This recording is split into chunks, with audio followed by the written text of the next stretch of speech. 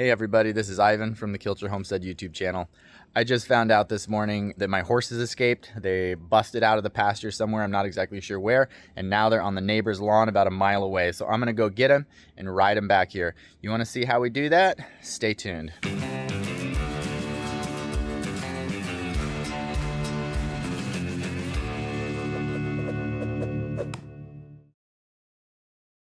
Good morning. So I got a call this morning saying that my horses were at Olga's house. That's Eve's stepmom's house. They have escaped. I'm guessing that this happens every once in a while. The horses, they go visiting somewhere else, usually just to Olga's because that's where there's other horses. I'm guessing is what happened is a moose probably went through the fence. There's one section of my fence that's just an electric fence and a strand, like a one-strand electric fence, which holds the horses great until a moose goes through it, because moose in Alaska, they don't really seem to care very much.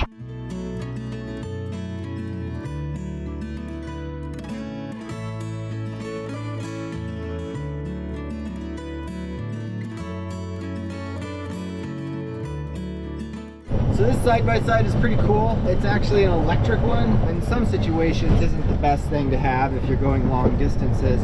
But for us, just rolling around here on the homestead, it is fantastic because we don't have to charge it that often, and it's quiet. This thing usually never leaves. Doesn't go more than maybe a couple miles away from our homestead here. So it really is a perfect vehicle. I'm gonna unload my stuff here. I brought my saddle, actually Eve's saddle, which is our nicest saddle. I want to ride Violet back down the hill. She's a little bit feisty still, and I'm going to be leading two other horses with me, so I don't want to get bucked off, so I'm going prepared. Okay, love you. I love you too. Bye. Bye. We'll go get some grain out of Olga's barn. With horses, it becomes like a feeding frenzy with the grain. They're all desperate for it. When you're catching horses, they love grain. They're usually pretty greedy for it. I think that's enough to catch them. Sometimes catching horses can be tricky. They'll hear things, they'll hear these jangling things, and they'll know that I'm trying to catch them. So what I like to actually use is just some string. Once a horse is caught, it usually knows it's caught, and it's not really gonna try very much to get away, hopefully. So I'm just gonna use some string. The easiest and cheapest string on a farm is always baling twine. You have like miles and miles of it. It's what binds the hay bales together. So we're gonna go upstairs in the barn and look for some baling twine. One of the favorite pastimes on any farm, if you've got a stack of hay, it's basically like giant Lego blocks. And we can build forts in these giant Lego blocks. And you can sleep in them, camp in them, whatever. We're gonna make a video about that next time. So there's the culprits down there. Look, there's Violet. We need to go catch her and her sister and her mom. You can see here, this is what I'm talking about baling twine. It's these strings that bind the hay bale together, but we don't need to break into a new hay bale to get them. There's plenty usually hanging up somewhere around the barn. As a kid, these were always like the most useful strings. I could use as much of this string as I wanted to. I like to go like this since it's all a bunch of loops. I take it and I step in one side and I just loop it through itself. Now it's twice as long. I can do that again. Loop it through again. Now it's 3 times as long.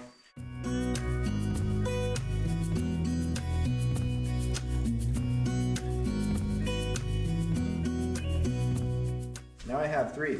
Now the trick here to this part of the puzzle is having them in places where I can easily get to them and just pull them out, and the horses don't even know what's coming.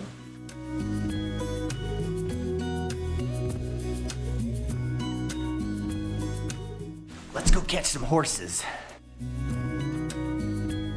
And I get my grain bucket. See that? They go and try to cross this bridge and they step on it and they put holes in it. This is Eve's bridge to her garden. And they stepped right on there and put a hole right in it. Here comes Violet. She's the easy one to catch, and she sees the grain.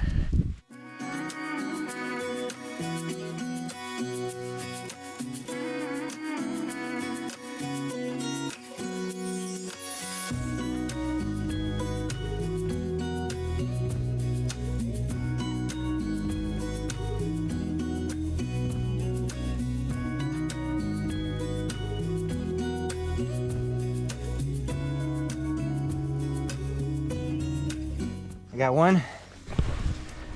One got away from me.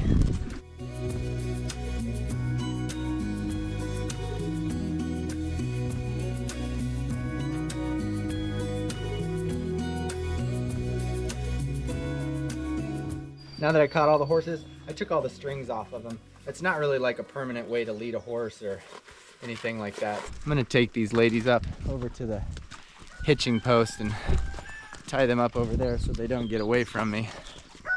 These horses just wanted to go visit their friends.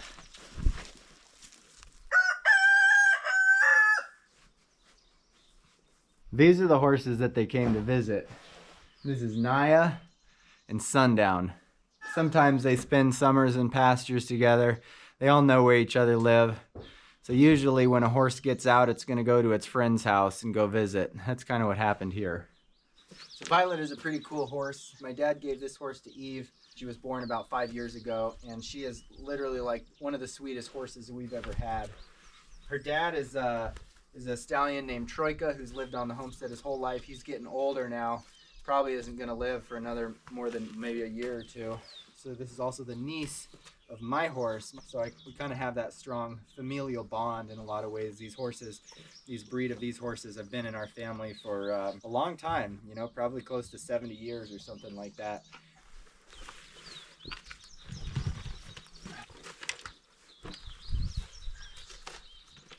A cinch strap is pretty cool. So this one is a real nice soft rubber. I always think that the knot is pretty cool, how you cinch a horse down. Kind of uses like a block and tackle. You go basically around and around the right number of times here. So we go around again, and some horses will bloat, which means they take in a big breath. That way the cinch isn't as tight, and when they let it back, and then they can exhale out, and the saddle starts getting real loose. I like to hook my stirrup up there on top. I'm probably gonna have to stop and tighten it again, because what she's gonna do is, I'm sure she's taking a big breath and she's kind of holding it. And so sometimes you just wait a little bit and come back at it. But the knot, stuff that leather back through there, stick it back down. That's a good cinch knot there. There we go, we're ready to ride. Last thing I gotta do, get the bit in her mouth. Some horses take a bit easy, some not so easy.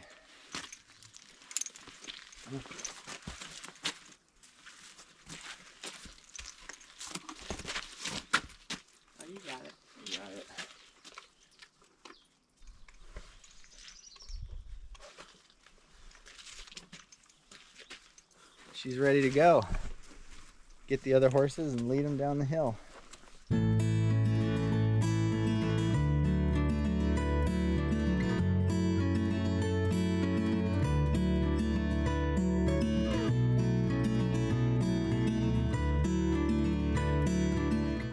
Olga came out to help me lead the horses a little ways here.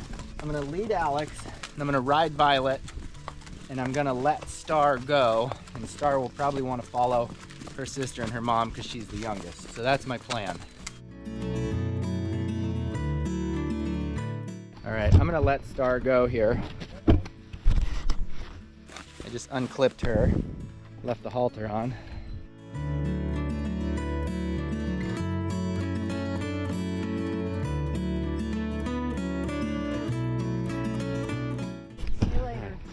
See ya. Thank you. Okay. We're underway. When I was a kid, well, not a kid, I should say a teenager, I used to take my horse Black Star and go ride him to the head of Kachemak Bay. So the Kilcher Homestead is kind of situated right along the coast of the south side of Kachemak Bay. And we've got a road that goes down to the beach. From the beach there, it's about maybe about 15 miles up to what we call the head of Kachemak Bay, and that's where the water ends, doesn't go any further. And from there, it's just kind of grasslands. And that's where we bring our cattle to graze in the summertime. The grasslands lead into the forest and kind of the foothills of the mountains. And there's the Sheep River, the Fox River, and the Tustamina River all flow into that same kind of delta there that forms the head of Kachemak Bay. And the cattle spend a good, hopefully like 8 months up there in the summertime. grazing just on wild grasses that grow up there. That way we don't have to feed them, or they don't have to deplete kind of the hay meadows in the summertime. And so that's really the biggest reason why we keep horses around, is just for that purpose. But when I was a teenager, I used to go ride up there on my own for a weekend. It's kind of a good rite of passage, I feel like, having a horse and being a teenager. And I remember a lot of my friends in high school, you know, on the weekends you don't have a lot to do other than just go get into trouble and drinking and partying and that kind of stuff. And I usually would always choose to take my horse and ride it up to the head of the bay, go spend a weekend up there just exploring. Felt like I was into the wild, and is a good thing for a young man to do. Unfortunately, I don't get a lot of time to ride horses anymore. Busy, life, kids, everything else, but every time I do, I just love it.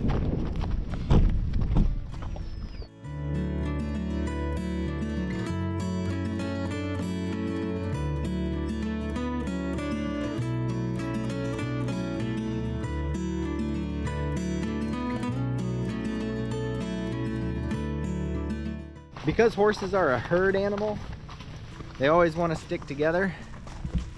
So that's how I can get away with leading only two, because the third one has to stay in the herd. So that really helps everything stay together. I'm about ready to let go of the other one too and see how it goes. I looked up, I thought you were a herd of moose.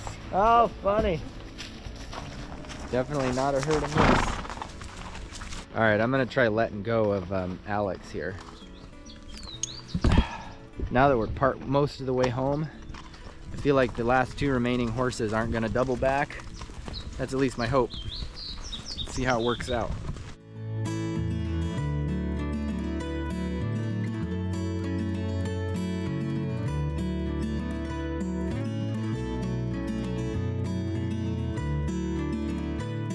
The roads around here it's kind of a crushed gravel. It can be a little bit sharp for a horse's hooves. Our horses, we don't actually shoe them, but where we live in Alaska, the ground is so soft in the summertime, you know, it's literally like walking on a cushion, that it doesn't make sense to spend the time and the money to shoe horses. There we go, everybody wants to trot again. Hope I can feel my saddle is a little bit loose.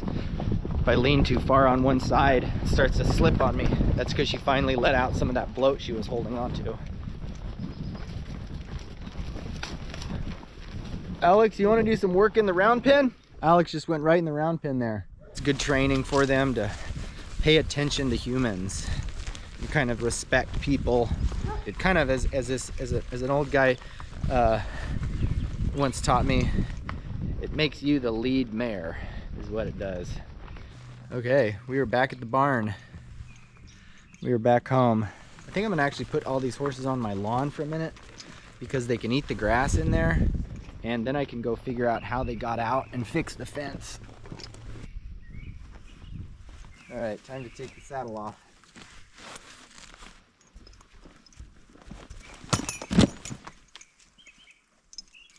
All right, there we go. The halter's on them for the minute. That way I can catch them again and get them off the yard in a little bit. But for now, they're just gonna be working on mowing my lawn for me. That's their penance for escaping. Got the horses put back on the lawn.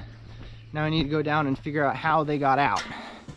So we got to do a quick patrol of the fences. I'm guessing that it was because a moose went through one section of electric fence that I have. The horses respect it pretty well, but the moose don't. And there's a lot of moose around, and they'll just kind of knock it down. So anyways, we're gonna go see if we can figure out where the fence is down.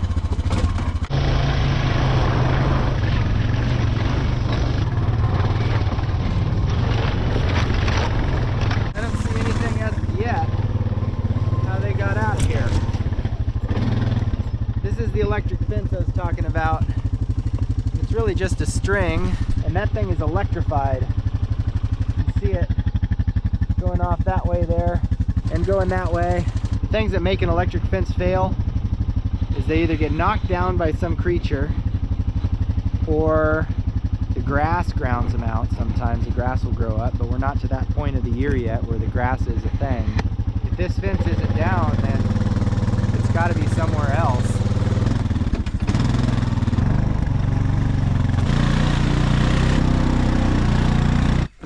I thought for sure it was going to be the electric fence.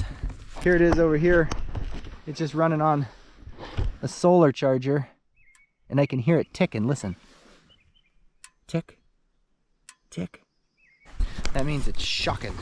I'm gonna touch it. Ouch. Yeah, it's working. It's not like a continuous electrical thing, it's a pulse. It goes pow. So, okay, so it's not the electric fence. That was my number one thought for where it was. We gotta keep cruising the fence lines.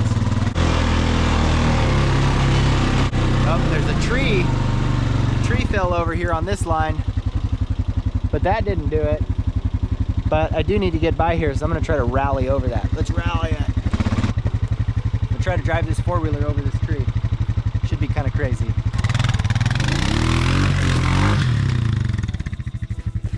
We got over it. Let's go find where the horses are getting out.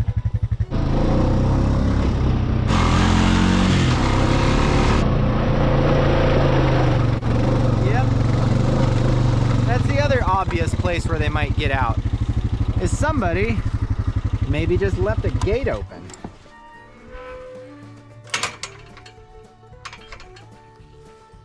So because somebody left the gate open, took me a couple hours having to go get the horses and saddle them up and wrangle them and everything like that, because somebody made a bad choice.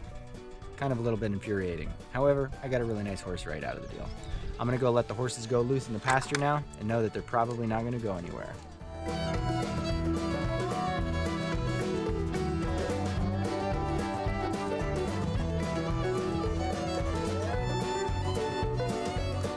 So I'd like to acknowledge that there is a huge horse culture out there.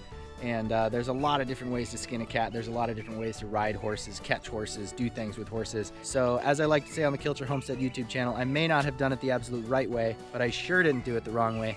I did it somewhere in between, which I like to call the Kilcher way to do it.